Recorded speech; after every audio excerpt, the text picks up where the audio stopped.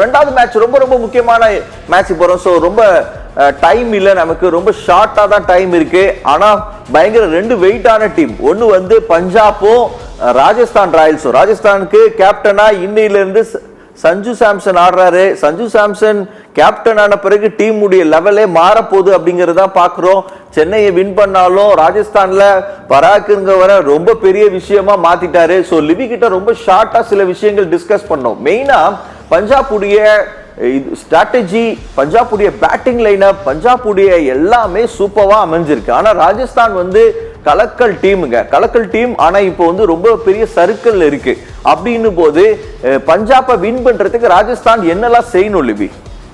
பஞ்சாபை win பண்றதுக்கு எனக்கு தெரிஞ்சு ராஜஸ்தான் இன்னைக்கு எனக்கு தெரிஞ்சு மெயினா அவங்க மாத்தினது, கேப்டனை மாத்தினது ஒரு நல்ல விஷயம். ஸோ சஞ்சு சாம்சன் திரும்ப வந்ததுன்றதே ராஜஸ்தானுக்கு ஒரு பெரிய பாசிட்டிவா நம்ம பார்க்கலாம். ஏன்னா சாம்சன் வந்து ஒரு ராஜஸ்தானை ரொம்ப வருஷமா நல்லாவே லீட் பண்ணிட்டு இருக்காரு. ஸோ அவங்க கிட்ட நல்ல டீம் இருந்தாலுமே எனக்கு தெரிஞ்சு ஆர்ஆர்ல வந்து ரொம்ப கம்மியா பாக்குறது போலிங் தான். எனக்கு தெரிஞ்சு அவங்க எவ்வளவுதான் ஸ்கோர் அடிச்சாலுமே அவங்க போலர்ஸால அந்த டீமை வந்து கண்ட்ரோலே பண்ண முடியல. ஏன்னா அவங்க போலிங் லைன் அப் பாருங்களேன், எனக்கு தெரிஞ்சு அசரங்காவை தவிர வேற யாருமே வந்து பாத்தீங்கன்னா ரொம்ப எக்கானமியா அங்க போடுறதே தெரியாது. இங்க சென்னையில தீக்ஷனா நல்லா போட்டார். பட் ஆர்ஆருக்கு போனதுக்கு அப்புறம் பாத்தீங்கன்னா தீக்ஷனாவோட போலிங் ரொம்ப பெரிய லெவல்ல எடுப்படல்.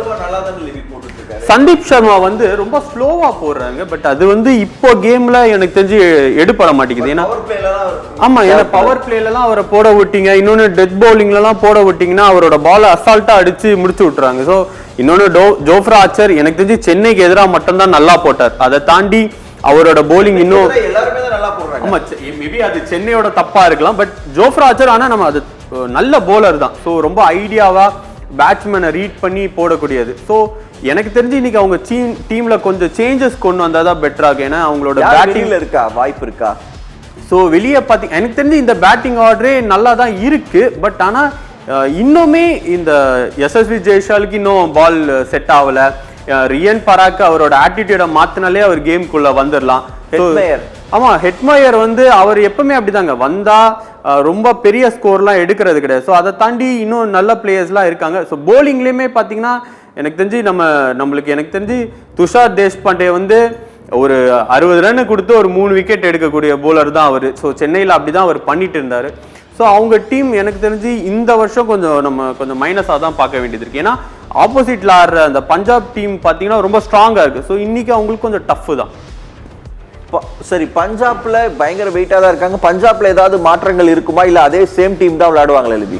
ஸோ பஞ்சாப் பொறுத்த வரைக்கும் எனக்கு தெரிஞ்சு சேஞ்சஸ் வர்றதுக்கான வாய்ப்பே இல்லை. ஏன்னா இன்னும் அவங்க பிளேயிங் லெவல்ல ஆடாத பிளேயர்ஸே எக்கச்சக்க பேர் இருக்காங்க. ஸோ மேக்ஸ்வெல் இன்னும் ஆடல, ஷஷாந்த் சிங் இன்னும் களத்துல இறங்கல பெருசா, ஸ்டைனஸ் இன்னும் பெருசா இறங்கல. ஸோ அவங்க அந்த டாப் 3 பேட்ஸ்மேனே கேம் முடிச்சுட்றாங்க. நம்ம பிரப்சிம்ரன் சிங் லாஸ்ட் மேட்ச்லயே பார்த்தோம், அவரே வந்து கிட்டத்தட்ட மேட்சை வந்து ஃபுல்லா முடிச்சு விட்டாரு. அதுக்கப்புறம் ஸ்ரேயஸ் ஐயர் விக்கெட்டே எடுக்க முடியல. ஸோ எல்லா டீமுமே எனக்கு தெரிஞ்சு இப்ப பைப்பர் ஒரு டீமா பஞ்சாப் ஸ்ட்ராங்கான பொசிஷன்ல இருக்காங்க. ஓகே, குயிக்கா பேச போறோம். சோ மக்களே, நம்ம நிகழ்ச்சியுடைய இறுதி பகுதிக்கு வந்துட்டோம். எக்ஸ் ஃபேக்டர் பேச வேண்டிய நேரம் வந்துச்சு. இன்னைக்கான மேட்ச் ஃபர்ஸ்ட் நம்ம சிஎஸ்கே மேட்ச் பேசுறதுக்கு முன்னாடி இந்த பஞ்சாப் வர்சஸ் இந்த ஆர்ஆர் இந்த மேட்ச்ல எக்ஸ் ஃபேக்டரா யார் இருக்க போறா, இன்னைக்கான எக்ஸ் ஃபேக்டிங் என்ன? ஏன்னா அவங்க வந்து பஞ்சாப் கோட்டையில் ஆடுறாங்க, சண்டிகர்ல இன்னைக்கு மேட்ச் நடக்க போகுது. பஞ்சாப் ஏற்கனவே கெத்தா இருக்காங்க. இன்னைக்கான எக்ஸ் ஃபேக்டர் பஞ்சாப்க்கு என்னவா இருக்க போகுது லிவி? இன்னைக்கு பஞ்சாபை பொறுத்த வரைக்கும் எனக்கு தெரிஞ்சு நம்ம எல்லா டீம்லயும் சொல்றது ஸ்ரேயஸ் ஐயர் தான். ஏன்னா அவர் ரொம்ப ஃபார்ம்ல இருக்காரு. இன்னொன்னு ஒன் டவுன் இறங்கி எல்லா மேட்சும் கலக்கிட்டு இருக்காரு. இன்னைக்கு எக்ஸ்பேக்டரும் எனக்கு தெரிஞ்சு ஸ்ரேயஸ் ஐயர் தான் பஞ்சாப். நான் வந்து சஷாந்த் சிங் கிட்ட போறேன். சோ அவர் இன்னைக்கு எக்ஸ்பேக்டரா இருப்பார் அப்படிங்கிறது.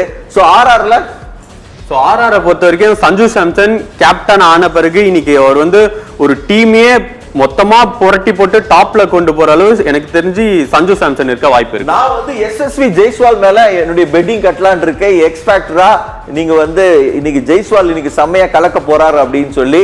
சோ மக்களே, நீங்க ரொம்ப ஆர்வமா எதிர்பார்த்துட்டு இருக்கிற சிஎஸ்கே மேட்ச்ல எக்ஸ் ஃபேக்டரா இருக்க போது என்ன அப்படின்னு அகிலன் கிட்ட நம்ம கேட்க போறோம். சிஎஸ்கே உடைய எக்ஸ் ஃபேக்டர் என்ன அகிலன்? சிஎஸ்கே வந்து போலிங்க நம்பி போதா? ஏன்னா இன்னைக்கு போலிங் 3 ஸ்பின்னரையும் ஆர்சிபி உரிச்சு எடுத்துட்டாங்க.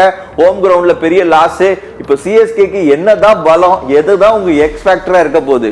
இல்ல, இன்னையோட எக்ஸ் ஃபேக்டர் சென்னையில வந்து ரச்சின் ரவீந்திரா, கண்டிப்பாக இருக்க வாய்ப்பு இருக்குது. ஏன்னா சிவம் தூபே 2 பேருக்கும் நல்ல வாய்ப்பு இருக்குது. ஏன்னா அவங்களும் 3 ஸ்பின் வச்சுருக்காங்க. 2 பேருமே 3 ஸ்பின்னுக்கு எதிராக ஆடுறவங்க தான். அதுவும் ரச்சின் ரவீந்திரா மாதிரி ஒரு பேட்ஸ்மேன் நம்ம பார்க்க முடியாது.